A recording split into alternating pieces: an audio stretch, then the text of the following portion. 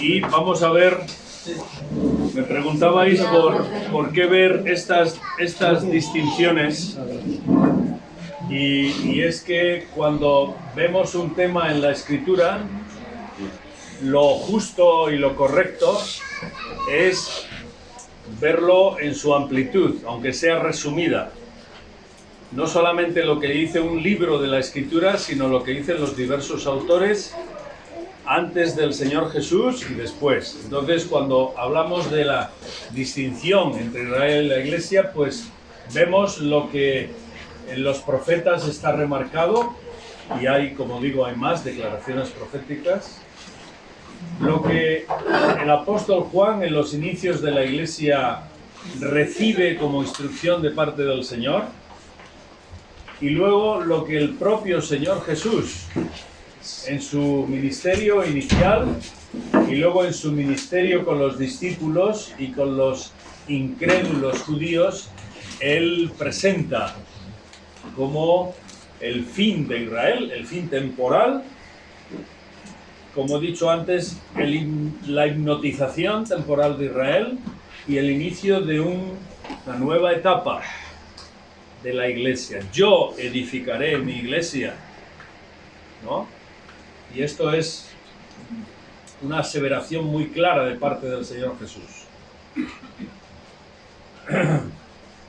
Y ahora el apóstol Pablo, pues igualmente, él tiene que escribir a los hermanos en Roma, una congregación en la cual había tanto judíos como no judíos, posiblemente hermanos de diversas nacionalidades y culturas, una cultura griega más culta, más preparada.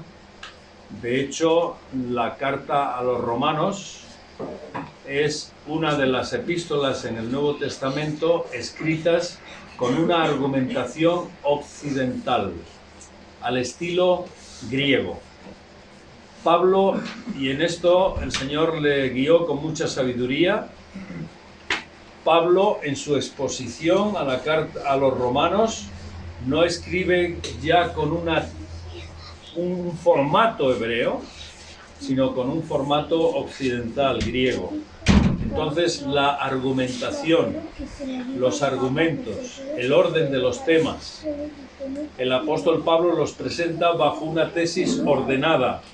Por eso Romanos ha tenido tanto impacto a lo largo del tiempo en nuestra cultura, en muchas gentes, en muchas personas que han querido entender el Evangelio, porque en un formato ordenado, al estilo occidental, el apóstol explica la soberanía de Dios y su trabajo sobre el pecado del hombre. La excusa que no tiene el hombre, sea quien sea, para evadirse o eludir la gracia de Dios. La necesidad de que, ya sea religión, ya sea legalismo, el hombre no consigue alcanzar la justicia de Dios. Solo se consigue por medio de la fe. Y esa fe ha de estar ubicada en la persona de Cristo, que es el justo por excelencia, porque no hay justo ni aun uno.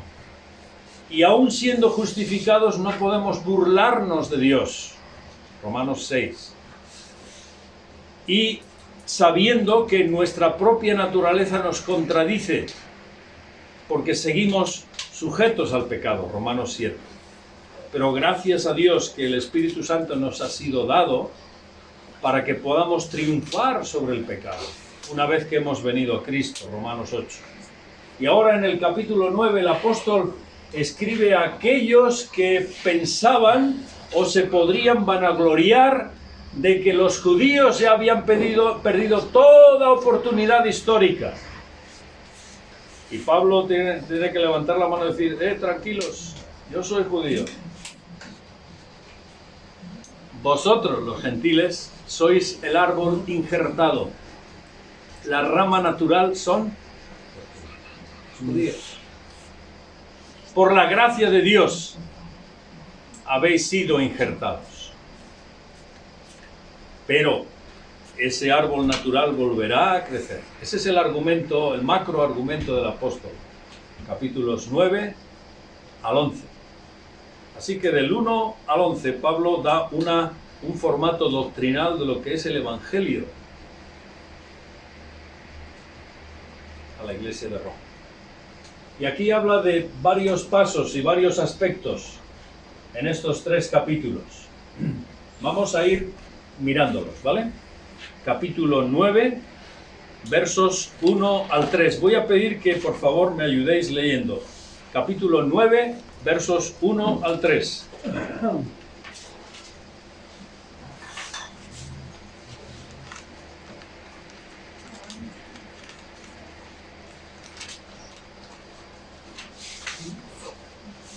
Vamos por favor un poco más ágiles, ¿vale?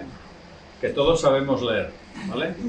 Entonces, Romanos, si no yo voy a ir señalando. Romanos, no, Jordi no, por favor, siéntate. Otro hermano.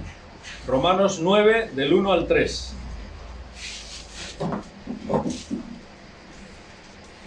Verdad digo en Cristo, no miento, y mi conciencia me da testimonio en el Espíritu Santo, que tengo gran tristeza y continuo dolor en mi corazón, porque deseara yo mismo ser anatema, separado de Cristo por amor a mis hermanos, los que son mis parientes según la carne. Muy bien, gracias. Es decir, el apóstol comienza confesando su gran tristeza, verso 2, y continuo dolor en su corazón, dándose cuenta de que sus hermanos, globalmente hablando, exceptuando algunos, pero globalmente hablando, sus hermanos no están en Cristo. Y verso 4 en adelante lo dice, ¿no?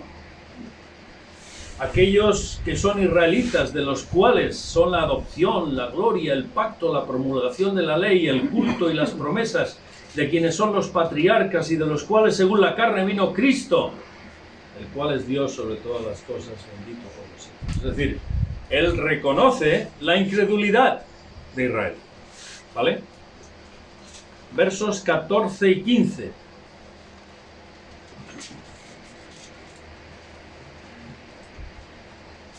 ¿Qué pues diremos? ¿Que hay injusticia en Dios? De ninguna manera.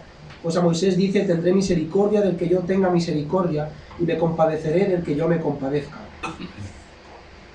Exactamente. ¿Hay injusticia en Dios? ¿Se ha desechado a Israel? ¿No eran las promesas a través de Abraham, de Isaac, de Jacob? ¿Hay injusticia en Dios? No. Él vuelve a apelar a la soberanía de Dios. Dios tiene misericordia del que quiere tener misericordia. Y aquí levanta la soberanía de Dios, el poder de Dios, la iniciativa de Dios. Versos 30 al 33. ¿Qué pues diremos? Que los gentiles que no iban tras la justicia han alcanzado la justicia, es decir, la justicia que es por fe. Mas Israel iba tras una ley de justicia, no la alcanzó. ¿Por qué? Porque iban tras ella, no por fe, sino como por obras de la ley, pues tropezaron en la piedra de tropiezo. Como está escrito, y aquí pongo en Sion piedra de tropiezo y roca de caída, y el que creyere en él no será avergonzado. Gracias. El mismo Pablo, siendo Saulo, tuvo que reconocer esto y ser humillado por el Señor.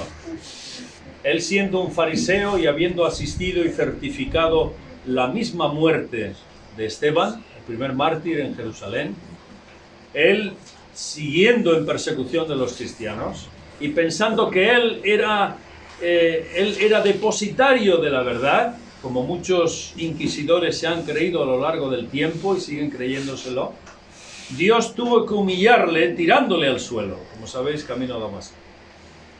¿Quién eres, Señor? ¿Y cuál fue la respuesta? Yo soy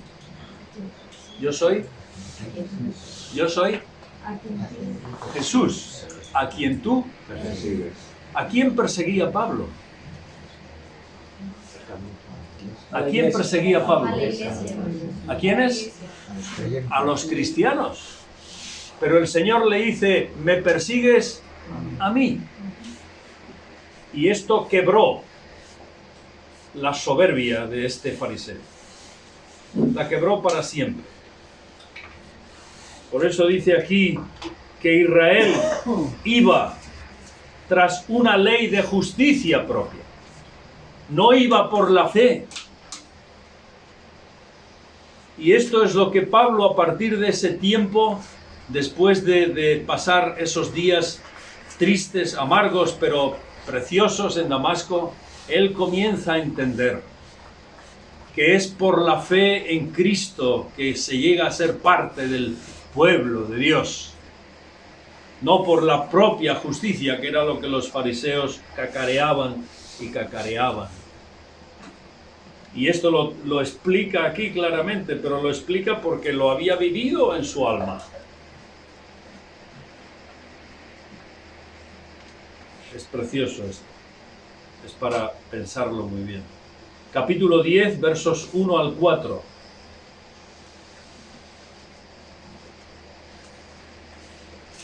Hermanos, ciertamente el anhelo de mi corazón y mi oración a Dios por Israel es para salvación, porque yo les doy testimonio de que tienen celo de Dios, pero no conforme a ciencia, porque ignorando la justicia de Dios y procurando establecer la suya propia, no se han sujetado a la justicia de Dios, porque el fin de la ley es Cristo, para justicia a todo aquel que cree. La autojusticia. Incredulidad, misericordia y autojusticia. Y el apóstol lo presenta, como he dicho, en un proceso lógico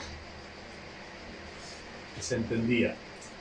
El gentil podía entender perfectamente ese proceso por el cual a Israel se le había deshabilitado. Ya no era el pueblo autorizado por el Señor para llevar las buenas nuevas, porque le habían rechazado al Mesías. Ahora era aquellos que buscaban al Señor por la fe. Ignorando la justicia de Dios, verso 3, y procurando establecer la suya propia, no se han sujetado ¿a qué? A la justicia de Dios. Porque el fin de la ley es Cristo. ¿Qué luz y discernimiento recibió este fariseo? Gloria a Dios por este apóstol. Gloria a Dios. La autojusticia. Y esto tiene unas implicaciones para nosotros muy importantes. Para nosotros como hijos de Dios. No es nuestra vanagloria, no es nuestra identidad, no es nuestro currículum, no es nuestra santidad, es la misericordia de Dios por medio de la fe. Amén. Lo que agrada a Dios.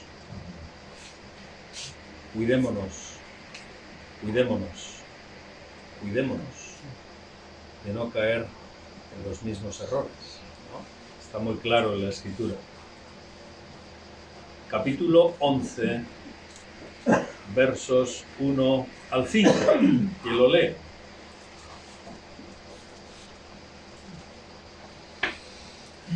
Digo pues, ¿ha desechado Dios a su pueblo? En ninguna manera, porque también yo soy israelita de la descendencia de Abraham, de la tribu de Benjamín. No ha desechado Dios a su pueblo, al cual desde antes conoció. ¿O no sabéis que dice de Elías la Escritura, como invoca a Dios contra Israel, diciendo: Señor, a tus profetas han dado muerte, y tus altares han derribado, y solo yo he quedado, y procuran matarme. Pero ¿quién le dice la divina respuesta? Me he reservado 7,000 hombres que no han doblado la rodilla ante Baal. Así también, aún en este tiempo, ha quedado un remanente escogido por gracia. Un remanente. Escogido por, no por justicia propia. El apóstol está diciendo, no es el Israel natural, porque en otro lugar explica que el Israel, el verdadero israelita, no es el que está circuncidado físicamente, sino es aquel que está circuncidado en su corazón, por medio de la fe. Así que, ¿ha desechado Dios a su pueblo? En ninguna manera. Dios no ha desechado a nadie. Es su pueblo el que ha desechado a Dios. Pero evidentemente no es por la propia justicia, sino es por la fe. Por tanto, es un pueblo escogido por gracia, por medio de la fe. Así que estamos hablando del remanente.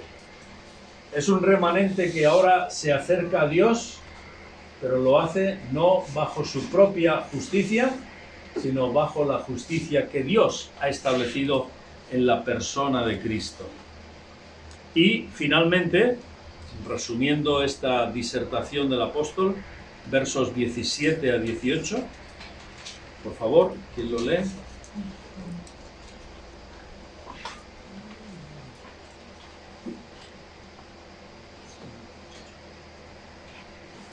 Pues si algunas de las ramas fueron desgajadas, y tú siendo olivo silvestre, has sido injertado en lugar de ellas, y has sido hecho partícipe de la raíz y de la rica savia del olivo, no te jactes contra las ramas, y si te jactas, sabe que no sustentas tú a la raíz, sino la raíz a ti. Por favor, el 19. Pues las ramas, dirás, fueron desgajadas para que yo fuese injertado. Bien.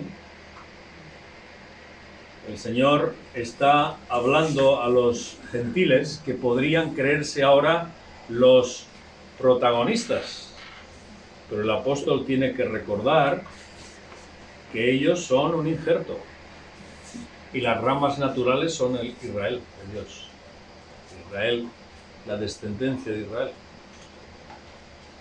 Para que no hubiese, posiblemente habría en Roma, posiblemente deducimos de esta exposición, una pugna o un malentendimiento sobre el Evangelio o un menosprecio a los hermanos hebreos de parte de algunos gentiles. Como diciendo, vosotros ya no contáis, ¿no? Y lo vuestro ya no importa. Y el Antiguo Testamento no interesa. Y tal. Entonces el apóstol tiene que colocar las cosas en su lugar, ¿no? Así que, siendo tú olivo silvestre, has sido injertado y has sido hecho partícipe de la raíz y de la rica savia del olivo. No te jactes, porque tú no sustentas a la raíz, sino la raíz a ti.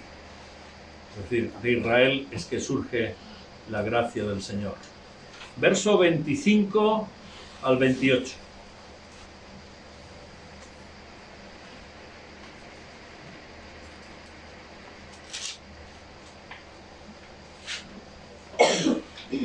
Uno que esté dormido, que lea, por favor. Que no haya leído. Uno que no haya leído todavía.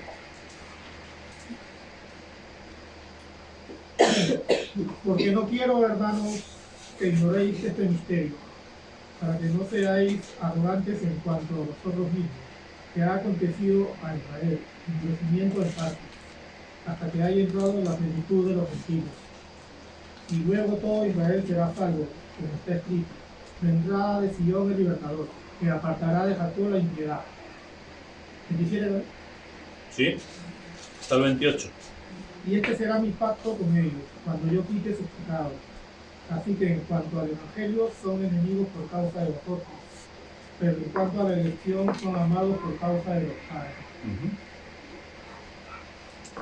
Y este es el texto fundamental para nosotros. Ha acontecido a Israel endurecimiento en parte, ¿hasta cuándo?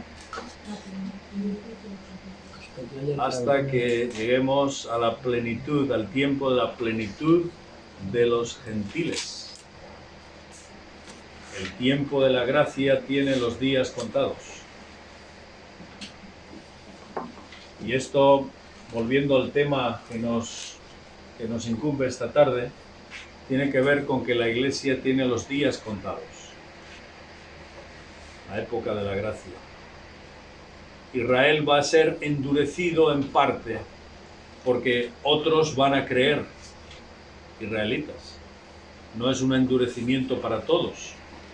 Los que se entregan a Cristo, pues van a ser creyentes igual que los gentiles. De hecho, en movimiento hay dos misiones, principalmente desde hace unos 40 años, después de la Segunda Guerra Mundial. Judíos para Jesús, ministerio a los judíos, donde se están alcanzando a muchos judíos en el mundo entero. Y muchos están viniendo al Señor. Y como dije, hay movimiento de renovación en el campo ortodoxo judío, donde están leyendo las Escrituras, el Nuevo Testamento y buscando al Señor.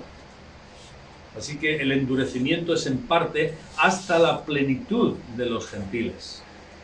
Y luego todo Israel será salvo. Y ese todo tiene que ver con el remanente que mire al Señor, porque después de la gran tribulación, ese todo Israel será un remanente pequeño, serán los que hayan quedado después de los juicios. Pero en su angustia, en su tribulación, mirarán al elegido de las naciones. Entonces reconocerán, porque buscarán al Señor. Esta es la profecía. Así que hay una diferencia entre el tiempo de la Iglesia, para todos, y también el trabajo del Señor con su pueblo amado. Aquellos a quienes pertenecen las promesas, de quienes son los patriarcas. Dios no se ha olvidado de las promesas hechas a ellos. Es muy difícil entonces decir que la Iglesia e Israel son la misma cosa. Nos es muy difícil si miramos las Escrituras en su entendimiento natural, sin forzarlas.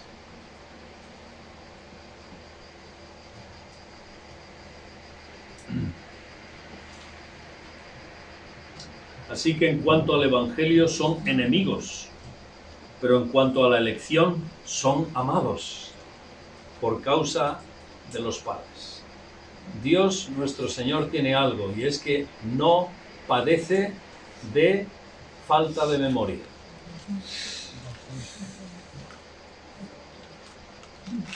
Él va a cumplir sus promesas. Y hay muchas promesas para Israel que aún no se han cumplido.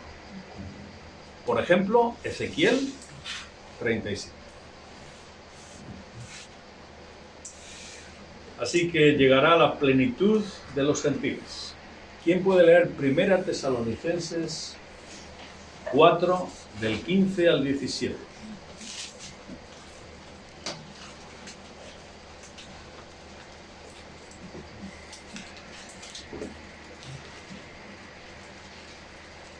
Primera Tesalonicenses 4, del 15 al 17. Por lo cual os decimos esto en palabra del Señor, que nosotros que vivimos, que habremos quedado hasta la venida del Señor, no precederemos a los que durmieron.